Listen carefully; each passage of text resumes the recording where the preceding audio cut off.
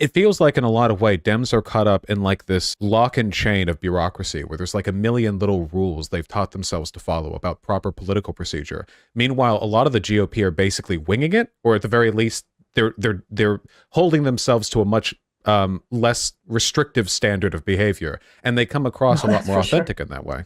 Yeah, I mean, sometimes somebody is authentically a jerk, so that's not something that we should respect. Yeah, we should not respect that. But I do think, and unfortunately, we've gotten to the point where many Democrats actually, I was talking about Democrats who don't say what they really think. Unfortunately, a lot of these Democrats actually are corporatists now. Yeah, it feels like in a lot of ways, the Overton window moving to the right has given the Dems a lot more leeway in not updating their corporatist policies, because not being, let's say, borderline genocidal on transgender people is now enough to vastly distinguish them from the Republicans. The bar is a lot lower now for being better than the GOP, so it feel like it gives them less of an impetus to try to impress their constituency with something big. Not that they seem to be that good at that anyway, under really any circumstances.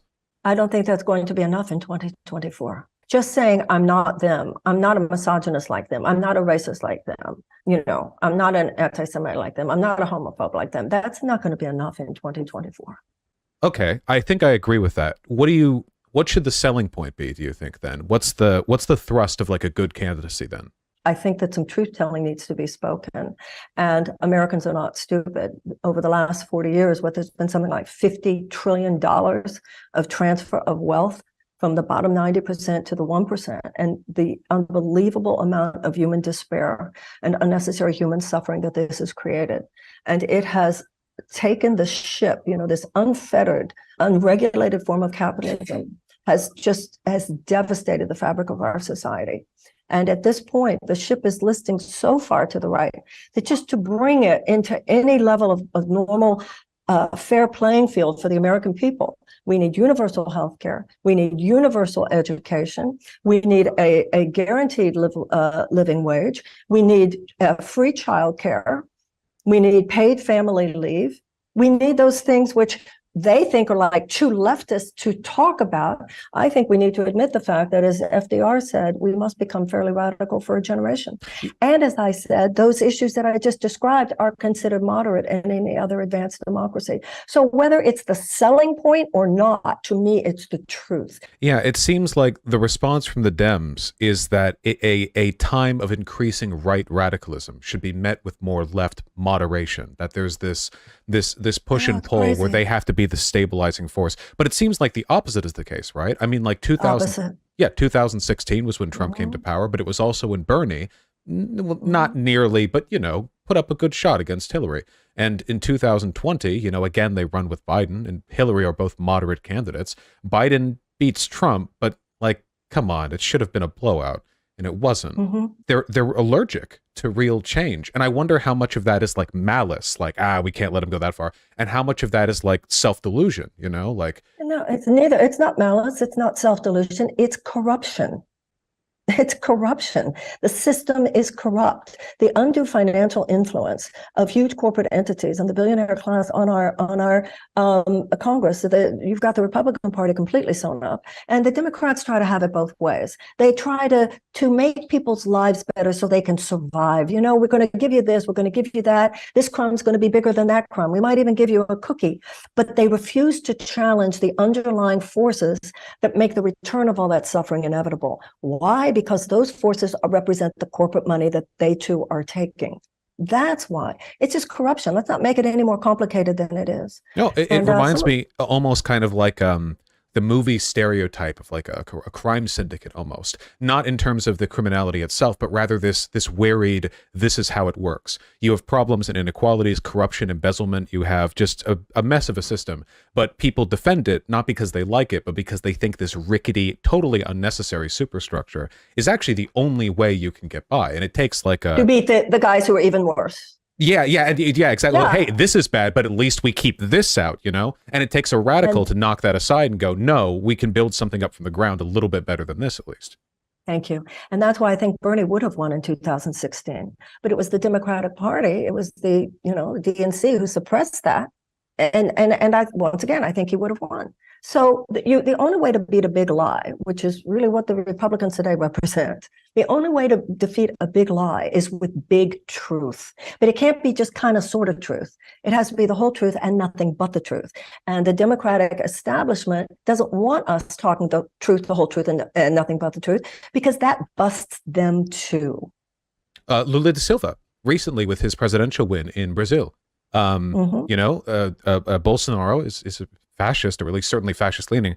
And it seems, despite his incredible popularity in the government and in very powerful like corporate sectors, it took like left populism to oust that. And in a way that I don't think any kind of liberal moderation could have succeeded.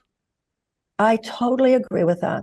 I totally agree with that. And also, I'm old enough to remember when people said Ronald Reagan would never be president because he was too conservative. You know, people who think they know what would win. No, what's going to win now is some radical truth-telling. But neither party, I mean, look, I'm not trying to excuse the Republicans at all. I think the Republicans represent a nosedive for our democracy, but I think the Democrats represent a managed decline. And we've got to interrupt that status quo. We just have to, or it could become too late. We're really 6 inches from the edge now. I fully agree. And this is why you defend electoral action on the soapbox provided to you by running in the Democrat. I mean, that's what Bernie did in 2016, right? If he'd run as an independent, he would have, spoken in concert halls and auditoriums with 90 seats in them. By running on the DNC platform, you get so much more of a, even if you don't win, you get the potential. I'm seeing that already. As I've said, the point is to inconvenience those people who deserve to be inconvenienced. And I've had fun the last couple of weeks saying that I'm inconveniencing a few people already. It only makes me think the decision is even smarter than I might have known. Because nobody's supposed to challenge the way it's going down. And then somebody does, and they get all like rattled. Well, do you think that's sincerity? Do you think, okay.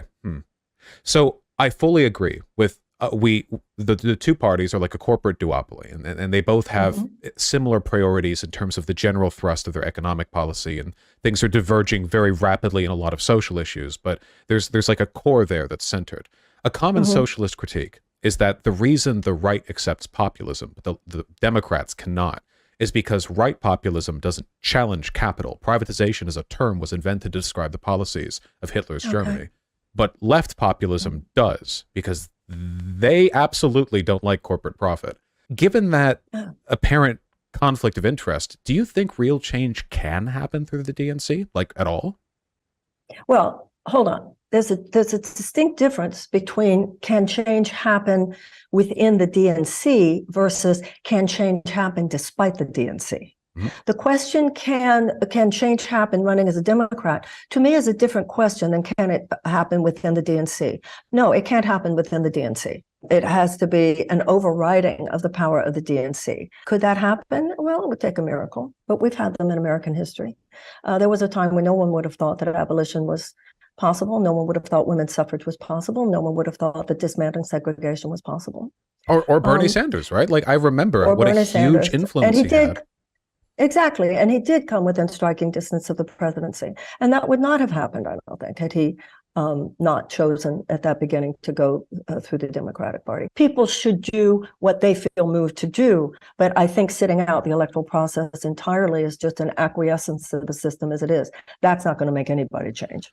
Yeah, I noticed this tendency, especially from a lot of other people on the left, the idea that there's some kind of moral corruption that takes place when you engage with inequitable or corrupt systems. Unfortunately, it seems like all systems, to some extent, are captured in that sense, which means it seems like total, like the ultimate left advocatism might be like sitting in your basement and just like meditating for 18 hours a day and just hoping that everything changes around you.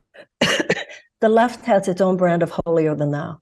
Oh God, yeah. Oh God, yes. All the time, everywhere. Brand of, you have to agree with me about every little thing, or you're a bad person. This is not the way to build power. This is not the way to build a movement.